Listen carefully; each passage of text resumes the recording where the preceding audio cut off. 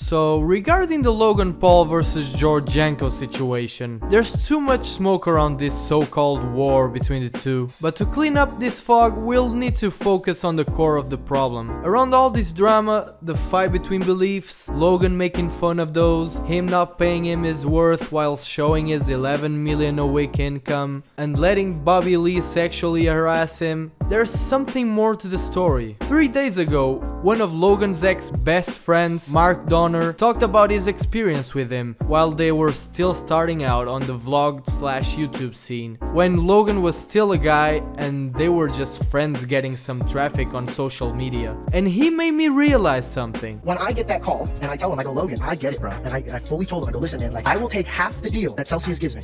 Half. If you want to put it on the table for my show, a quarter, work with me. He says, I won't pay you a dime. You're here because of me.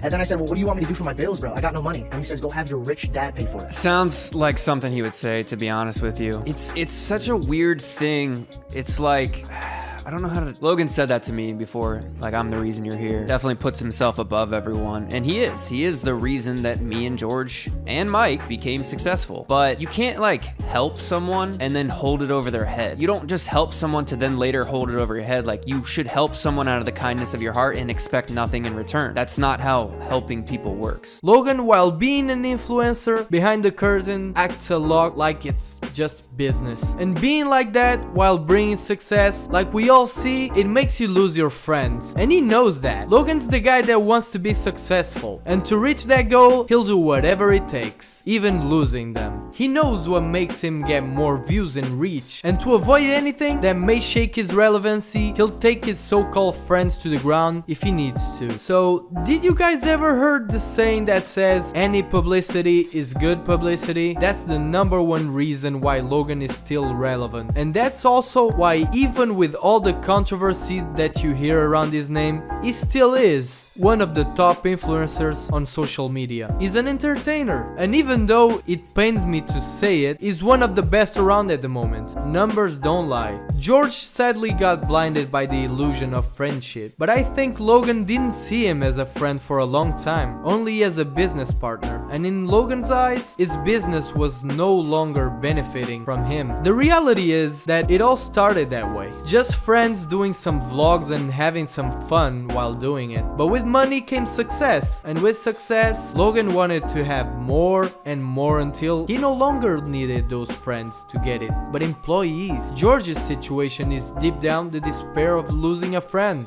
the betrayal of someone he did not expect to. And in his last podcast, he truly shows that, the emotion of someone that really wasn't expecting what they had done to him. It was never about the money, but rather because of someone who had changed before his own eyes.